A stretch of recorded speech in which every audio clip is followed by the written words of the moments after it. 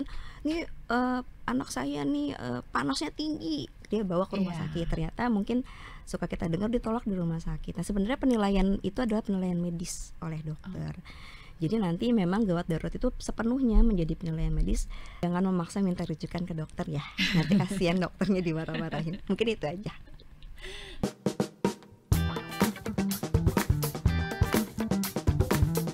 Halo Sobat Tribun Tangerang, kembali lagi bersama dengan saya Joanita dalam program wawancara khusus.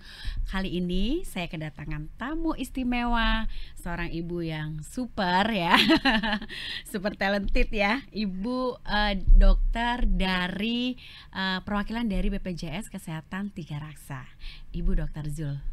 Halo Dr. Zul, apa kabar? Alhamdulillah sehat. Alhamdulillah sehat. Kita ngobrol-ngobrol terkait BPJS Kesehatan dengan Dr. Zul.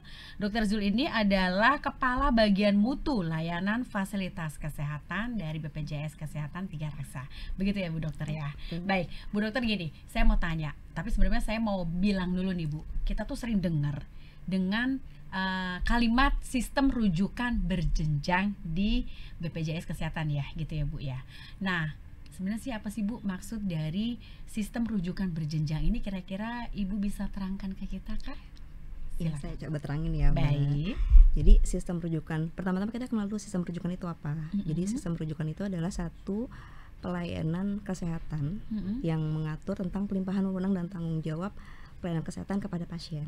Oke. Nah, itu kalau dalam sistem JKN bentuknya memang berjenjang. Jadi nanti ada sistem rujukan vertikal, ada rujukan horizontal. Jadi pasien kalau berobat itu dari FKTP, pertama-tama dia terdaftar di satu fasilitas pelayanan kesehatan tingkat pertama. Ada klinik, ada puskesmas, ada dokter praktek pribadi. Nah kemudian nanti dia kalau setelah diperiksa oleh dokter dia butuh ditangani oleh spesialis, dia akan dirujuk ke rumah sakit. Ya, rumah sakitnya kita bilangnya tingkat 2. Tingkat pertamanya FKTP tadi, tingkat 2-nya adalah rumah sakit, ada kelas B, C, gitu, D, A. Nanti kalau setelah spesialis ini tidak bisa menangani, dirujuk ke subspesialis. Jadi memang berjenjangnya seperti itu. Oh gitu ya Bu ya. Baik, Ibu, tadi kan sudah Ibu sempat singgung terkait dengan sistem rujukan vertikal dan horizontal. Membedakannya itu bagaimana Ibu? Ya, jadi kalau sistem rujukan horizontal pertama-tama itu adalah yang setingkat. Jadi misalnya dari puskesmas merujuk ke klinik sama-sama FKTP, atau klinik mau merujuk ke sesama klinik, itu diperbolehkan.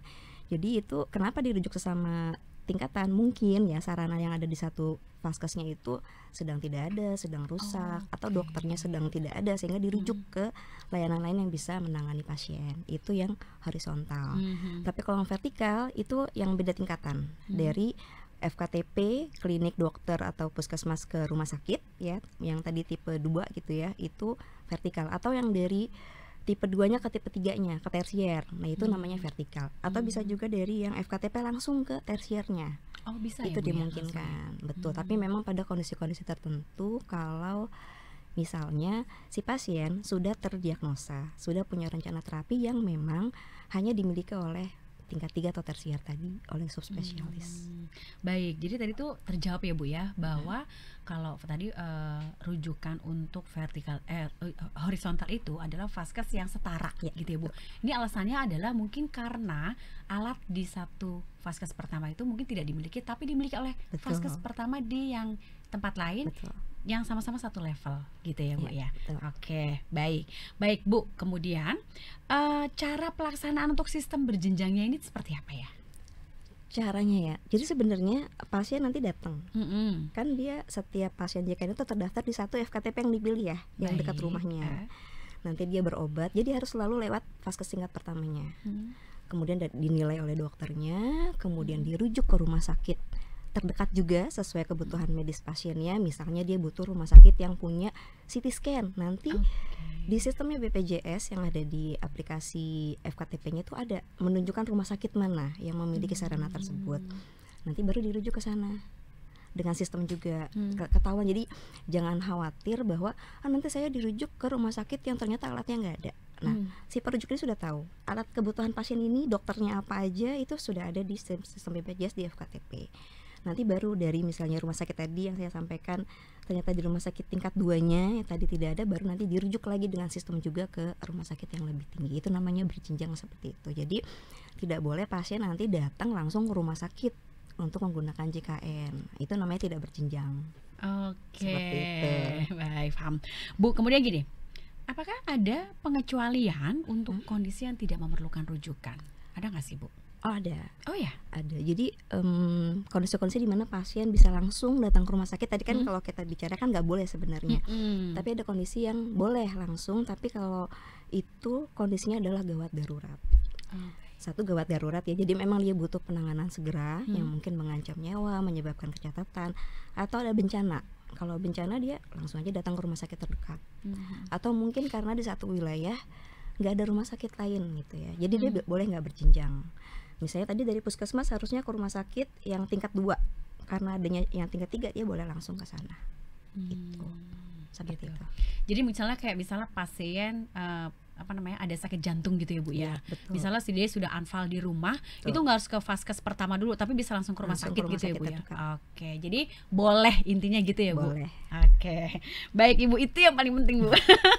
Karena nggak suka harus ke vaskes pertama kah? Ternyata tidak ya, Bu ya. Jadi BPJS sebenarnya fleksibel. Ada pengecualian, gitu ya, ada pengecualian tertentu. Baik, Ibu. Kemudian gini, Bu, tadi Bu kan sempat sebutin ya kategori yang tidak memerlukan rujukan berjenjang. Tadi yang sudah diceritakan Ibu ya, seperti kondisi yang gawat darurat itu kan termasuk ya, Bu ya. Dan untuk kondisi tersebut itu kriteria dari BPJS Kesehatan sendiri itu ada kriteria khusus nggak sih, Bu? Ibu bisa terangin ke kami nggak? Kalau alasan tadi udah ya, gawat darurat, bencana dan lain-lain. Tapi kalau untuk yang kayak ini paling sering mungkin kita sering dengar ya, masalah gawat darurat itu ya suka banyak tuh di sosmed. Nah, itu sebenarnya penetapan gawat darurat itu ada di Permenkes, diatur oleh Permenkes 47 tahun 2018, dan itu sebenarnya penilaiannya medis, Mbak. Gitu. Jadi sebenarnya tadi kalau misalnya kondisi jantung tiba-tiba dia nggak sadar, itu memang masuknya gawat darurat langsung ke rumah sakit. Tapi kan nggak semua kondisi jantung yang nggak semua kondisi itu diketahui pasien ini gawat atau bukan kan ya. Misalnya kita tahu pasien nih anak saya nih panasnya tinggi, dia bawa ke rumah sakit, ternyata mungkin suka kita dengar ditolak di rumah sakit. Nah, sebenarnya penilaian itu adalah penilaian medis oleh dokter.